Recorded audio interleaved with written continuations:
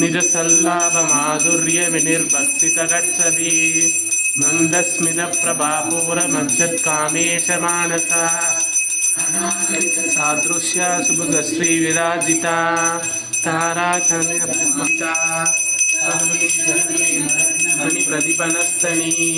नाभ्यालवालरोमालिलता फलदुषद्वयी हरणेन्द्राग्निसन्तप्तकामसञ्जीवनौषधिः श्रीसद्भागवपूरेकस्वरूपमुगपङ्कजा घण्टादकटकपर्यन्तमध्यकूटस्वरूपिणी शक्तिकूटैकदापन्नकट्यदोभागधारिणी मूलान्तराधिकामूलकूटत्रयशुद्धा निरवध्या निरन्तरा निष्कारणा निष्कलङ्का निरुपाधिर्निरीश्वरा नीराहाराह मदनी निर्मदा मदनासिनी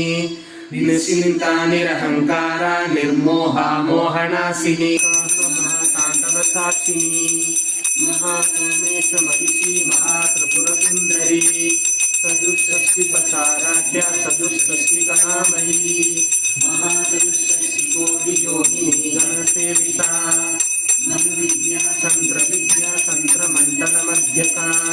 चारुरूपा चारुहासा चारुचन्द्रकलाधरा काम्यकामिपदारूपा कलम्बकुसुमप्रिया कलयानी जगती गङ्गा करुणारसागरा कलावती कलालापा कान्दा कादम्बरिप्रिया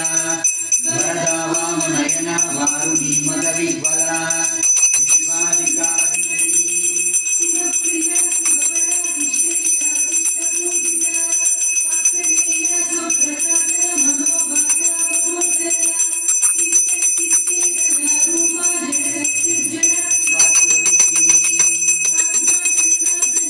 शुक्लवर्णाषडानना मध्या संस्थानं सवती मुख्यशक्तिसमन्विता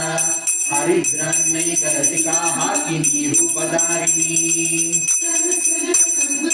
सर्ववर्णोपशोभिता सर्वायुधरा शुक्लसंस्थिता सर्वतोमुखी सर्वोदनप्रिया